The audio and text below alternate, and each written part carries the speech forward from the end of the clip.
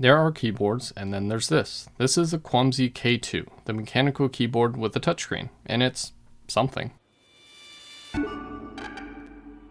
Hello everyone, this is Matt from Real World Review, and this has to be one of the most interesting products I've ever reviewed, and honestly, I don't know how to feel about it. Socials are listed above, so let's talk about this Nintendo 2DS style keyboard. Starting with this disclaimer, the keyboard was sent to me for a review, and this video is scripted by myself. This is the first and only draft that is made by myself, meaning that everything you hear is my personal opinion. The person that sent me this has been sent this script, but they are seeing the actual video at the same time as you. The only compensation that I get is being able to keep the keyboard, as well as any commissions that I make when you do any purchases on my Amazon links in the description. As always, I work for viewers and myself, not other companies. But with that out of the way, let's talk about this strange device. Over the last couple of weeks, that's been my question. Why? And is this truly a niche design? After all, this is ultimately an awkward touch bar. Starting with the unboxing, we get this cardboard style design with a little sleeve. Open up the magnet box to reveal the keyboard on top, with a little warning to not squeeze or pierce the screen, and obviously remove the screen cover. Under that, we get this wrist guard, which actually feels pretty decent, the keycap and switch remover, a 5 or 6 foot USB-C 3.0 cable that supports 5 gigabits per second and 60 watts of charging, a strange USB-C to dual USB-A 2.0 and HDMI cable for non-USB-C devices, a dark carrying cover for that keyboard that looks better in person, and then this guide to show you how to use your keyboard. And that's all that it comes with, which is more than most devices. Like I said, this is a mechanical keyboard which comes with blue swappable Gatoron switches that sound super clicky. This is covered by some alright keycaps, kind of reminding me of an old keyboard. But realistically, if you love mechanical keyboards, you can always switch the caps and the switches. The switches aren't that bad to me, but you may prefer different ones. It does feature 71 keys, making it more than a 65% keyboard. I'm not sure how that works, but it does have some extra buttons over here, which double as backlight and pattern control for the keyboard. It is RGB and comes with a bunch of different patterns and the option to speed up or slow down the pattern, and of course raise and lower the brightness. Then of course we get the 3x1 1920 by 515 12.6 inch IPS LCD display on the top, which features a 60Hz refresh rate and a fairly bright 250 nits. No HDR support, but that would be beyond surprising if it did have that. It is a glass touchscreen, but it's a strange one for sure. It's more of like a tapping screen rather than gliding over it, because my fingers seem to stick a little bit more than what I'm used to when swiping on normal touchscreens. To me, this is kind of weird seeing that it is capacitive. It's not resistive. It works strangely on Macs and especially with Samsung decks, but is geared towards Windows usage, with Windows 10 and Windows 11 support. It connects to the devices via USB-C 3.0 with this little adapter and seems to only require 5 watts to fully power, which is easy for most devices and computers to provide, not to mention good on the batteries for those devices, if you choose that. Those other ports are simple USB-A 2.0 pass-through plugs, perfect for plugging in mice or small peripherals, and I guess very slow hard drives or flash drives. One thing I think is done really well has to be this frame. The top and the bottom are made out of aluminum, which mixes into plastic on the keyboard area. This adds some weight and unfortunately scratched my table, but overall looks pretty nice, though it can be somewhat of a fingerprint magnet.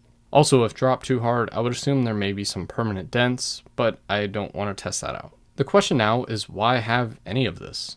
Well, for me, I'm somewhat of a creature of habit. I don't use the edge panels on Samsung phones, I rarely ever use voice to text, and I've learned that physical phone keyboards aren't anything special to me. So getting used to this keyboard and screen definitely slowed me down, but I can understand where this would help out some people. For a computer, it is nice to have a text document on the keyboard while your main screen is where you do all your research. Or if you're playing a game and you leave the bottom screen to search for items, guides, and so on.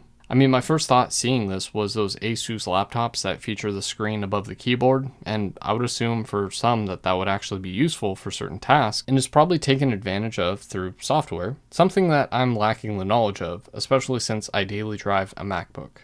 Also, this does feel weird when used with a laptop, though it gets better when you have a mouse next to the keyboard. I mean, worst case scenario, you just spend a lot for a keyboard that happens to have a screen. The keyboard aspect isn't actually that bad, though I do wish that the screen kind of tilted up a little bit more to be less likely to have some glare or color shifting, depending on the angle that you're looking at. But like I said, I do actually enjoy using this keyboard, but for $100 you can get something like this Keychron. So really for $200 plus, you get this 12.6-inch screen. To be fair though, it does make sense for those that can take advantage of it. For example, my camera can record via USB-C to a Samsung T5 drive, or a CFast 2.0 card internally. The only issue is a 1TB CFast card costs almost 4 times as much as a T5 drive. That's $520 extra for convenience. So to finish this thought, $400 doesn't really make sense for me, but for a streamer, graphical artist, video editor, or touch bar aficionado, this may be a steal of a deal.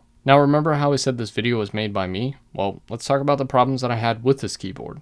So first off, the top mounted ports are just not really in a good place. The buttons to control the screen menu are fine, but the non-centered USB-C port makes it feel so weird and realistically should be on the right or left side of the keyboard. The top mount doesn't really allow you to put it over your laptop's keyboard or under your tablet without having a floating style or feeling awkward like this. With that said, an L-shaped USB-C cable can help the situation, or I guess just use it with a monitor. The keyboard does curve up slightly, and you can lift up these little flaps to give it a little bit more height, but again, the screen doesn't really curve up, and that's really my issue. On Kwumsy's website, they actually sell an extra stand for only $10, which is actually not that bad for being an aluminum one. Even some of the cheapest stands that I find cost more than this. There's an unlimited amount of things you can do with this screen, but only a limited amount of reasonable things. Watching normal 16:9 videos looks weird, while 2:1 or really anything close to that 3:1 ratio will look pretty good. But the point is not to use this as a screen replacement, but more of an extension. You can't use this with Samsung DeX at all. I mean, you can, but look at this. macOS is not made for this, so your usage may vary on how effective it is, but it does work even with the touch aspect. This is, after all, a 10-point touchscreen, but it really just works best with Windows devices. It is definitely awkward and not the most intuitive for some, but it does what it's supposed to do. It is a nice little addition of the keyboard, but I can't be the only one that thinks playing games on this is absurd. I do, however, have to applaud the fact that that is an option. This can be updated over time. The hardware, of course. There's no computer in this, though there might be enough space for something like a thin Raspberry Pi. It's a good concept, but leaves the unaware wanting more. I told my dad about this, and his first question was, well, what does it run? Windows or Android? Well, clearly it doesn't run any operating system because it's literally a keyboard with a monitor. It is somewhat pricey, but again, so is the internal storage for my camera, and even then, I would admit I would rather that than having a dangling cable. This keyboard is a quality product that you will either understand or not. And if you made it this far and still want to buy one, I would say go for it. Just understand that if you're really stuck in your ways, it might be difficult to get used to this. But that's my review of the Kwumsy K2 Mechanical Keyboard. This keyboard is strange, but I kind of like it. Go check out the specs in the links below before buying it, because I did leave out some things on purpose, like how the buttons on the top fully work, the gaming mode, a hidden function row, and custom backlight recording. Thank you Kwumsy for sending me this keyboard, and thank you, the viewer, for watching and supporting the channel, whether it's through simply watching these videos and joining me on socials, or joining me on Patreon. Hope you all enjoyed, and as always, thanks for watching.